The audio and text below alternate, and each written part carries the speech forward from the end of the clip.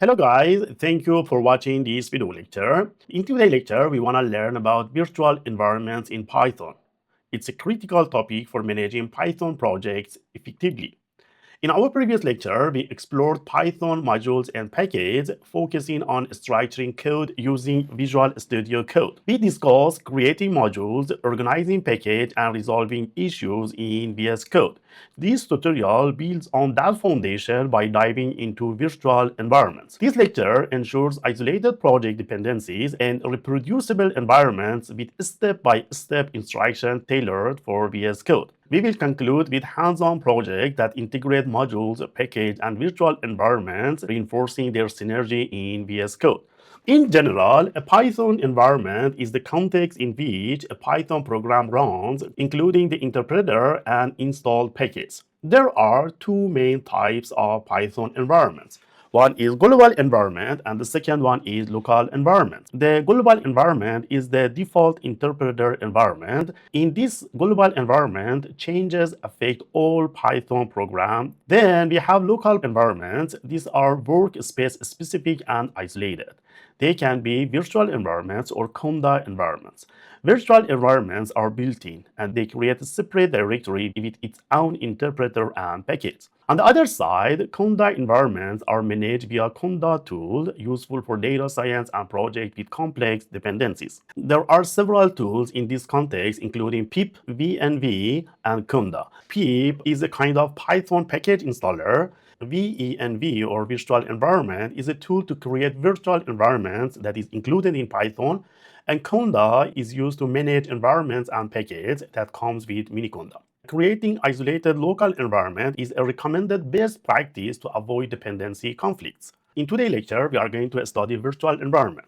A virtual environment is a self-contained directory with its own Python interpreter and installed package. These virtual environments allow us to install project-specific package versions without affecting the global Python environment. And also, they help us to avoid conflict between package versions. Using them, we can share dependencies via requirements.txt file for reproducibility. Python virtual environment module is the standard tool for creating virtual environments, and pip manages packages within them. So, for example, if a package requires NumPy 1.26.4 and another project needs NumPy 1.24.3, virtual environments keep these isolated. So here, I want to make a simple project in virtual environment. In here, I generate one folder like data visualization. And in here, first, I will have one init file to show that this is a package in it.py. Then I will have one plotter.py. I'm going to generate some plotting like histogram. I need to have one main.py file. And also, I need to have one data.csv file. And also, in this data visualization, I need to have one folder utils. And inside this folder, again, I need to have one init file to show that this is a package, sub-package. And also, one Python file, data_utils.py. That's all. Now, I need to generate my virtual environment. So control and backtick here. And in here, Python-m venv, and we name it as virtual environment. Okay, it has been generated. Just click yes here. And you can see here venv, right? Activate it, scripts \activate. That's all. So you can see here, this venv is here. It means this virtual environment has been activated. Now, in here, I need to install my package that I'm going to use there. I'm going to use Matplotlib. So this one will be installed. So here is asking me to upgrade. So let's do it python.exe-m pip install, and I'm going to upgrade the pip. All right, I need to install also pandas. That's great. Next, I need to have some data for my plotting. So these are just some exemplary data. You can add any data that you want just for histogram. Now it's the time to write those files that we have generated here. First of all is this init file, just for initialization, just version, for example, is equal to 1.0.0. Then I need to go to the utils folder and init, so I don't need to add anything here, just this file shows that this is a package. Next, I need to go for data utils here. So in here, I need to work with my data. So I will import CSV because my file is a CSV file. And from typing, I will import this and dictionary, right? Then I need to write a function to load CSV file into a list of dictionaries. So def load CSV underscore file. I will receive a file path as string, right? Then this one will go as a list of dictionaries. Then here data is equal to nothing at the beginning. So I will open my file, open file path, and the mode is only reading. So I will name it as file. Then reader is equal to csv.dict reader, and I receive my file as the argument. So for every row in reader, for every row, I will add every row to this data that I have generated here. So data.append, and I will add each row to my data that I have generated. Next, I need to define another function for extracting a numeric column from the data.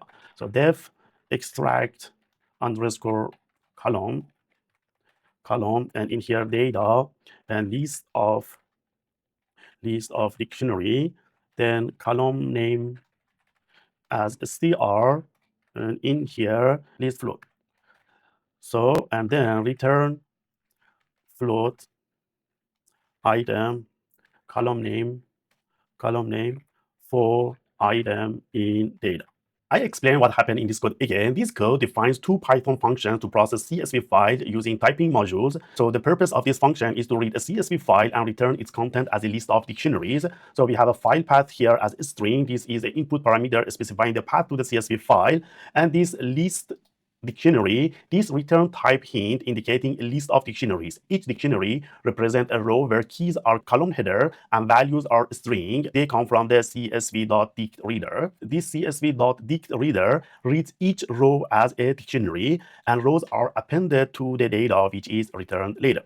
Then we have an extract column function. This function extract one column as float from the loaded CSV file. So you can see here data list dictionary. This is a list of dictionaries from the previous function. And this column underscore name is the name of the column to extract. And this list float, the function returns a list of float converted from the string values in the specified column. So this list dict here, this from typing modules, it means a list where each element is a dictionary.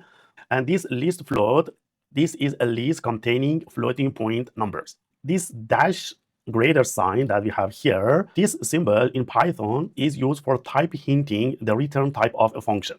So for example, if you have integer here, this tells reader and tools like IDEs that this function is expected to return an integer. So this is like a part of function signature for type annotation, but return that we have here, this return, this is an actual Python keyboard that outputs the function result during execution.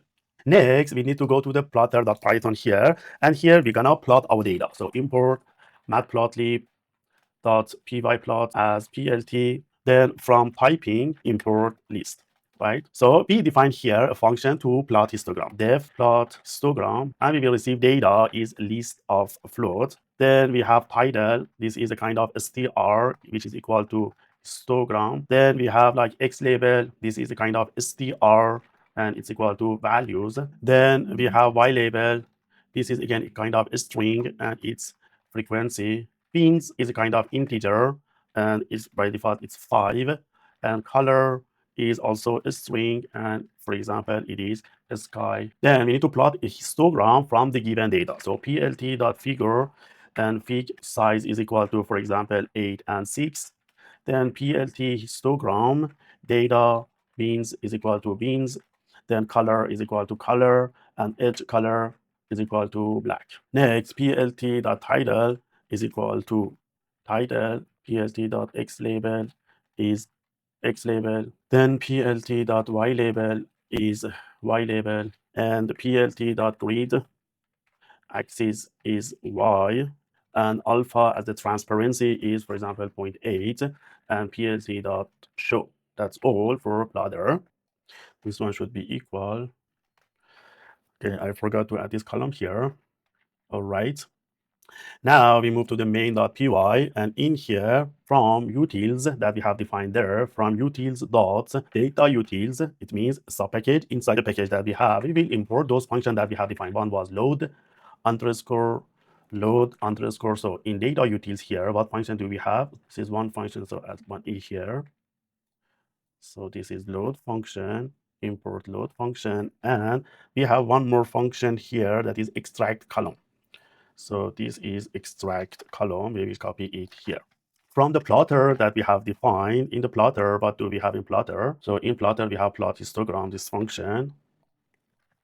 From plotter, we will import plot histogram. Then I'm gonna define the main function. So data is equal to load based on the load CSV file. And what do we need to pass here? Data.csv file. Our data that we have here, data.csv. So we need to extract values. So values is equal to extract column based on the function that we have defined. We will pass data and we show that the name of that is value. So you can see here we have value in this file. Next, I need to plot histogram. So I will call my function plot histogram function. And in here, I'm going to pass values. Then title is equal to, for example, distribution of values. Some new title I'm adding. And X label is equal to, for example, value range. Then Y label is equal to, for example, count. And beans is equal to, for example, 5, that we also already defined 5 there. And color, you can make another color, for example, light green, right? Then in here, if underscore underscore name underscore underscore is equal to station underscore underscore main, then run main. All right. So I'm gonna run this code. So there is one problem here, main.py. So let's go to the plotter. What's the problem here? Okay, problem is here. Color is equal to color. It's okay. Now this one.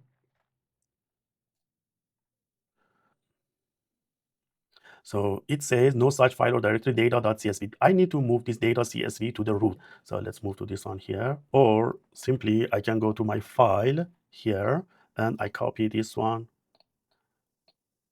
into here. So just it should be in the root folder. So again, go to the main file and terminal. On error here, load CSV. I need to return data here. So let's run this one again. And here you can see the histogram of our data. So once again, I will explain what happened here. I have generated one project, and in this project, I wanted to go for data visualization. In here, I made one main file, plotter file, and data.csv, and init file to show that this is a package and this is a sub package for data. Then I have generated one virtual environment, and then I activated my virtual environment and I installed package. Another thing here that we can do, we can export our dependencies. To do that, we can go for pip freeze and we can make it as requirements.txt. All right. So once you do it, one file is generated, and you can see here the requirement is also here. So this command here is used to generate this requirement.txt file. And this file, as you can see here, lists all the installed packages in the current virtual environment along with their exact versions. As you can see here, this file serves as a snapshot of the environment's dependencies and is commonly used to ensure reproducibility of the development setup, especially when sharing code or deploying applications. So normally it is used in software development projects, particularly in collaborative environments, to manage and share dependencies across different machines or team members. Okay, so that's all for today. In this tutorial, we show how to create and manage a Python data visualization project in a virtual environment using VS Code. And we cover key steps from setting up the environment using Python-m venv to organize modules, loading CSV files, and plotting histogram with Matplotlib. By isolating dependencies and structuring the project properly, it means keeping code separate from the virtual environment, you ensure reproducibility and avoid conflicts. Okay, thank you very much. Please practice all and feel free to ask me if you have any questions. Thank you and see you in the next lecture.